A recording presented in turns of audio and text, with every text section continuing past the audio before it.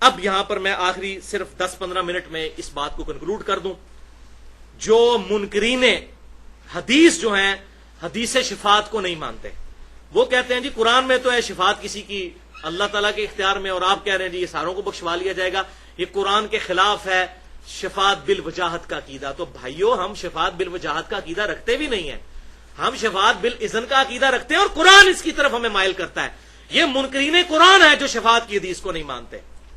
ہاں جن کا دھونس والی شفاعت کا عقیدہ ہے وہ واقعی قرآن کے خلاف ہے، وہ کوئی نہیں ہے. قرآن میں آپ نے دیکھ لیا، یہ حدیث بخاری مسلم کی سن لی کہ اللہ تعالیٰ میرے لیے حد مقرر کرے گا، پھر میں اور حد مانگوں گا، پھر حد مقرر کرے گا. پھر باقی روایتوں میں بخاری مسلم میں آتا ہے کہ رائی کے دانے کے برابر بھی ایمان ہوگا تو اللہ تعالیٰ کہے گا اس کو بھی نکال لو، لیکن اللہ تعالیٰ بتائے گا، اذن اللہ کا ہوگا. حضور صلی اللہ علیہ وسلم کوئی معاذ اللہ زبردستی یا دھونس کے ساتھ کسی کو نہیں نکالیں گے، نہ یہ عقیدہ ہے اہل سنت میں سے کسی کا، نہ کوئی حدیث اس کو سپورٹ کرتی ہے. لہٰذا منکرین حدیث کو ہم جواب دے سکتے ہیں جو ہم الحمدللہ حدیث صحیح حدیث پر عمل کرنے والے لوگ ہیں. ان کی دلیل یہ آیت ہے، لیکن بےمانی ہے کہ اس کے ساتھ دوسری آیت ہے وہ پڑھتے نہیں ہیں. یہ ریفرنس آپ کا 14 نمبر سورۃ البقرہ کی آیت نمبر 254 اور 255.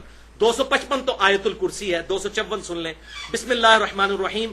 یا ایھا الذین آمنوا انفقوا مما رزقناکم من قبل، اے ایمان والو اللہ کی راہ میں خرچ کرو اس کے دیے ہوئے مال میں سے، اس دن سے پہلے، من قبل ان یاتی یوم، کہ وہ دن آ جائے قیامت کا، لا بیع فی، جس میں کوئی تجارت کوئی فدیہ نہیں قبول کیا جائے گا، ولا خلۃ، اور نہ کوئی دوستی کام آئے گی، ولا شفاعۃ، اور نہ کوئی شفاعت کام آئے گی، والکافرون هم الظالمون، اور کافر ہی ہیں ظالم.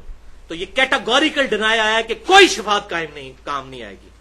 لیکن ایکسیپشن اگلی آیت میں آ گئی کہ یہ کس شفاعت کی نفی ہو رہی ہے کہ دھونس کے ساتھ کوئی نہیں سفارشی ہو سکتا کہ جی اللہ جی منو پتا ہے انہوں میرے والے کرو نا ذرا، میں آپ دیکھنا اس کو، تسی سائڈ دے ہو، یہ نہیں ہوگا. اس کو اللہ نے کہہ دیا کہ کوئی شفاعت نہیں ہوگی. شفاعت بالوجاہت کو 0 سے ملٹیپلائی کر دیا. اب اگلی آیت آیت الکرسی میں کیا آیا؟ من ذا الذی یشفع عندہ الا باذنہ، کس کی جرت ہے کہ اللہ کے حضور کسی کی سفارش کر سکے سوائے اس کے اذن سے. تو اذن کے ساتھ سفارش کر سکتا ہے، اور وہ آپ سے صرف اذن مانگیں گے نا، دعا کریں گے، سجدے میں گریں گے، اللہ ہم سکھائے گا، پھر کہیں گے یا اللہ شفاعت کروں، پھر اللہ اجازت دے گا کہ اتنوں کی کر لے، یہ حد ہے. اور وہ حد یہ نہ سمجھے گا کہ جی 500 بندہ کر لو، نہیں، وہ بتایا جائے گا جس کا ایمان اس لیول کا ہے. تو جو اس کیٹیگری میں فال کرے گا وہ اللہ نے ڈیفائن کرنا ہے، حضور صلی اللہ علیہ وسلم نے نہیں ڈیفائن کرنا. وہ جتنے بھی یعنی کہ جتنے بھی آپ 70 نمبروں والے ہوں گے وہ سارے نکال لیے جائیں گے. یہ نہیں ہے کہ حضور صلی اللہ علیہ وسلم کوئی 70 والا نکالیں گے، ساتھ ایک 30 والا بھی نکال لیں گے اپنی مرضی سے، نہیں، 30 والے کی بھی باری آئے گی وہ اگلی بار میں. تو یہ اللہ حد مقرر کرے گا ود رسپیکٹ ٹو ان کے ایمان کے لیول کے. شفاعت بالاذن، لہذا منکرین حدیث ہم پر اعتراض نہیں کر سکتے. الحمدللہ قرآن میں آ گیا. اور آخری ریفرنس نمبر 15 سورۃ النبا آیت نمبر 38. یوم یقوم الروح والملائکۃ صفا، وہ قیامت کا دن ہوگا کہ تمام فرشتے اللہ کے حضور صف بنا کر کھڑے ہو جائیں گے اللہ کے ڈر کی وجہ سے، اور روح قدس یعنی جبریل بھی. لا یتکلمون الا من اذن لہ الرحمن، کسی کی جرت نہیں ہوگی کہ اللہ کے ساتھ بات بھی کر سکے کسی کے بارے میں سوائے اس شخص کے کہ جس کو اللہ نے اذن دیا ہوا ہے. وہ کون ہے؟ میرے اور آپ کے محبوب صلی اللہ علیہ وسلم. الا من اذن لہ الرحمن وقال صوابا، اور جس کو اذن دیا ہے وہ بات بھی پھر سیدھی کرے گا، سچی بات کرے، ہٹ کے نہیں. اس بات کو بھی سمجھ لیں. سفارش کیوں کی جاتی ہے؟ آپ کے محلے میں کسی شریف آدمی کو پولیس پکڑ کے چلی گئی، آپ تھانے دار کے پاس جائیں گے، کہیں گے جی میں اس بندے کو ذاتی طور پہ جانتا ہوں، یہ بڑا شریف آدمی ہے، آپ کے کان کسی نے غلط بھر دیے ہیں، تو یہ سفارش کی جاتی ہے نا، تو وہ چھوڑ دیتا ہے. اب اللہ تعالیٰ کو کہہ سکتا ہے یا اللہ جی یہ بندہ تجھے غلط پھڑیا ہے، منو پتا بڑا چنگا بندہ ہے، یہ وہ چیز ہے. اللہ تعالیٰ آپ نے غلط پکڑ لیا ہے، مجھے پتا ہے صحیح بندہ نہیں، یہ وہ چیز ہے. من ذا الذی یشفع عندہ الا باذنہ، اور کس کی جرت ہے کہ وہ اللہ سے سفارش کر دے کسی کی؟ وہ اللہ کو سب کچھ پتا ہے سوائے اس کے کہ اللہ اس کو اذن دے. اب اس کو میں نے مینوپولیٹ کیا ہے. یہ آیات اور بخاری اور مسلم کی حدیثیں ان آیاتوں میں بالکل فٹ ان بیٹھتی ہیں کہ شفاعت بالاذن ہے، دھونس اور وجاہت کے ساتھ نہیں ہے. لہذا یہ سمجھ لیں اس کو دنیا سے ایک مثال کہ شفاعت کا کانسیپٹ کیا ہے. مجھے بڑے لوگ کہہ رہے تھے آپ کلیئر کریں، کافی حد تک کلیئر ہو گیا. اب اس ساری گفتگو کے بعد جو ہماری ہو چکی تقریباً 1.5 گھنٹے کی، یہ معاملہ بالکل کلیئر ہو گیا. تو بھائیو شفاعت کا کانسیپٹ جو میں نے سمجھا ہے الحمدللہ ان دلائل کی روشنی میں آپ کو کلیئر کر دیتا ہوں آج کے دور کی مثال سے. مثال کے طور پر کسی کالج میں پرائز ڈسٹریبیوشن سیرمنی ہو جس میں پوزیشن ہولڈر بچوں کو انعام دینا ہو, تو کیا ہوتا ہے کہ کالج کا پرنسپل کسی کو مہمان خصوصی بلاتا ہے. کسی ریٹائرڈ ٹیچر کو بلا لیا, کسی عالم کو بلا لیا, کسی M N A M P A کو بلا لیا, جس کو بھی اپنے شوق کے مطابق. پھر جب وہ لائک سٹوڈنٹس کو کپ دیتا ہے پرنسپل, جو کالج کے پیسوں سے خریدے گئے ہوتے ہیں, اس کا آنر پرنسپل اور کالج ہوتا ہے, اور کالج کے بیہاف پہ پرنسپل. وہ کپ جو ہے خریدے انہوں نے, سب کچھ مینج انہوں نے کیا, لیکن مہمان خصوصی کے ہاتھ سے دلوائے جاتے ہیں. اب کتنا بیوقوف ہے جو یہ سمجھے کہ اس مہمان نے یہ کپ دی ہے. کسی کو وہم بھی نہیں آتا. سب کو پتا ہوتا ہے کہ اس مہمان کی عزت افزائی کی گئی ہے, دینے والا یہ پرنسپل اور یہ سکول ہے. بالکل اس طریقے سے ہمارے محبوب صلی اللہ علیہ وسلم کو کوئی اس کے ساتھ ریزیمبلنس میں نہیں کر رہا, یہ سمجھانے کے لیے تھا, اس کو کوئی آپس میں میچ نہیں, اینالوجی نہیں بنانی. آپ صلی اللہ علیہ وسلم کو اللہ تعالیٰ نے قیامت کے دن کا مہمان خصوصی بنایا ہے, مقام محمودہ. سب کہیں گے یار دیکھو یہ کتنا مرتبے والا ہے کہ اس پوری انسانیت میں, اربوں خربوں کی انسانیت میں یہ شخص ہے جس کے ہاتھوں سے اللہ تعالیٰ نے جنت کے ٹکٹ لوگوں کو بٹوائے ہیں. لیکن دینے والا کون ہے؟ اللہ. اس لیے ہم شفاعت کی دعا اللہ سے کریں گے کہ اللہ تعالیٰ ہمیں اپنے محبوب صلی اللہ علیہ وسلم کی شفاعت نصیب فرمائے, آمین. یہ معاملہ کلیئر ہو گیا. اب آخر میں ایمان تازہ کرنے کے لیے 3 حدیثیں, اور اس پہ ہماری گفتگو انشاءاللہ کنکلوڈ. شفاعت کی بات ہوئی ہے تو یہ 3 حدیثوں کے بغیر یہ شفاعت کی گفتگو نامکمل ہے. پہلی حدیث صحیح بخاری اور صحیح مسلم کی متفق علیہ حدیث ہے. بخاری میں 614, مسلم میں 849 الفاظ مسلم کے ہیں. آپ صلی اللہ علیہ وسلم نے فرمایا کہ جو شخص اذان کا جواب دے,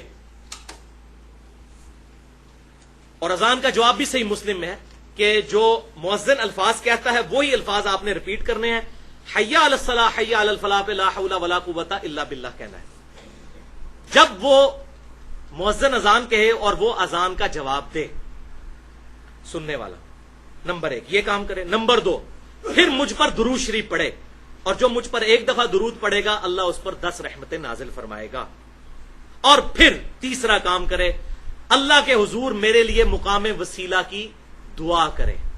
وہ مقام وسیلہ جہاں پر آپ صلی اللہ علیہ وسلم کو مقام محمود وہ عطا فرمانا ہے, جو اس کائنات میں ایک ہی شخص کو ملنا ہے, اور میں اللہ سے امید کرتا ہوں وہ شخص میں ہوں, جو میرے لیے الوسیلہ کی دعا کرے گا. قیامت والے دن میری شفاعت, قیامت والے دن میری شفاعت اس کے لیے حلال ہو جائے گی. تو اس کو میں نے کہا ہے آپ صلی اللہ علیہ وسلم کی شفاعت حاصل کرنے کا وظیفہ. اذان کا جواب, درود شریف, اور پھر الوسیلہ والی دعا جو صحیح بخاری میں موجود ہے.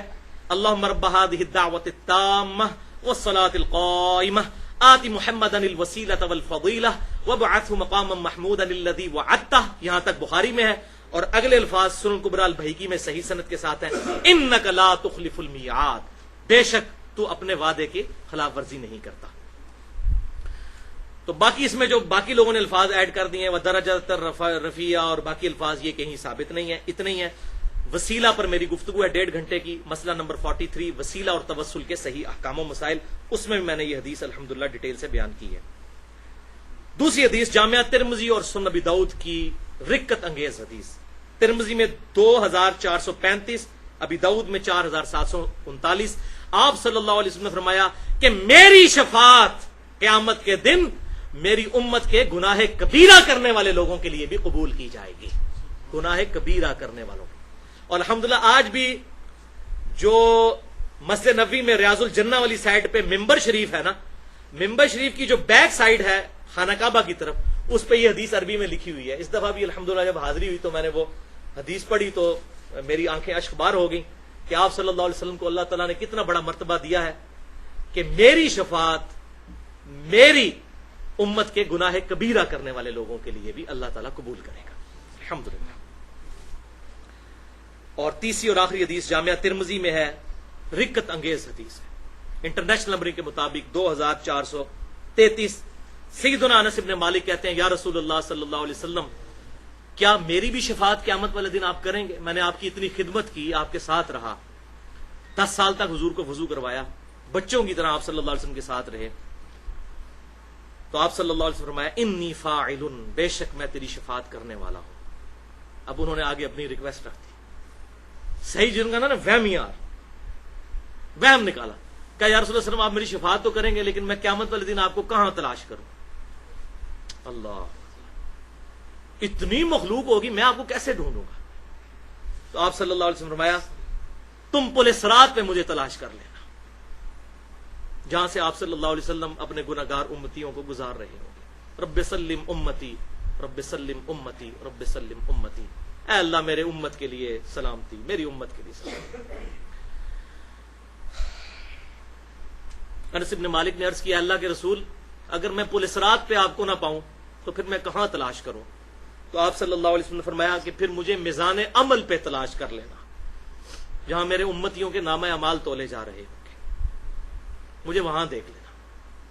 انہوں نے عرض کیا اللہ کے رسول صلی اللہ علیہ وسلم اگر آپ وہاں بھی نہ ہوئے تو آپ صلی اللہ علیہ وسلم نے فرمایا پھر تم مجھے حوض کوثر پہ تلاش کر لینا، جو بخاری اور مسلم میں حدیث ہے کہ آسمان کے ستاروں کے برابر اس کے کٹورے ہیں، جو حوض کوثر اللہ تعالیٰ نے اپنے محبوب صلی اللہ علیہ وسلم کو عطا فرمایا. اور بخاری اور مسلم کے متفق علیہ حدیث ہے، آپ صلی اللہ علیہ وسلم فرمایا جو میرے حوض سے ایک دفعہ مشروب پی لے گا کبھی پیاسا نہیں ہوگا. جنتی پیاس کی وجہ سے نہیں مشروب پیئیں گے، لذت کی وجہ سے پیئیں گے. تو مجھے حوض کوثر پہ تلاش کر لینا. پھر انہوں نے عرض کیا اللہ کے رسول صلی اللہ علیہ وسلم میں اگر حوض کوثر پہ بھی آپ کو نہ پاؤں تو میں کہاں تلاش کروں؟ تو آپ صلی اللہ علیہ وسلم نے فرمایا اے انس، مجھے تم ان 3 جگہوں کے علاوہ کسی جگہ پر نہیں پاؤ گے، میں ان 3 ہی جگہوں میں سے کسی ایک جگہ پر ہوں گا. اللہ. تو آپ صلی اللہ علیہ وسلم اپنے امتیوں کے لیے کہاں کہاں پر جا کر اپنے رب کے حضور دعا کر کر کے، سفارش کر کے اور اپنے امتیوں کی خیر خواہی فرما رہے ہوں گے انشاءاللہ تعالی. اللہ تعالیٰ سے دعا ہے کہ اللہ تعالیٰ قیامت والے دن ہمیں، ہمارے ماں باپ کو، ہمارے بیوی بچوں کو، ہمارے رشتہ داروں کو، بلکہ دنیا کے ہر مسلمان کو جس نے ایک دفعہ بھی کلمہ پڑھا، اپنے محبوب صلی اللہ علیہ وسلم کی شفاعت نصیب فرمائے اور شرک سے محفوظ کرتے ہوئے اس شفاعت کا اہل بھی بنائے. آمین. اور اللہ تعالیٰ پھر شفاعت کے بعد آپ صلی اللہ علیہ وسلم کے مبارک قدموں میں جنت الفردوس میں جگہ عطا فرمائے. آمین ثم آمین. اللہ تعالیٰ سے دعا ہے جو حق بات میں نے کہی اللہ تعالیٰ ہمارے دلوں میں راسخ فرمائے، اور اگر جذبات میں میرے منہ سے کوئی غلط بات نکل گئی تو اللہ تعالیٰ ہمارے دلوں سے محو کر دے، ہمیں کتاب و سنت کی تعلیمات پر عمل کر کے دوسرے بھائیوں تک پہنچانے کی توفیق عطا فرمائے. سبحانک اللہم و بحمدک، اشہد ان لا الہ الا انت، استغفرک و اتوب الیک، وما علینا الا البلاغ المبین.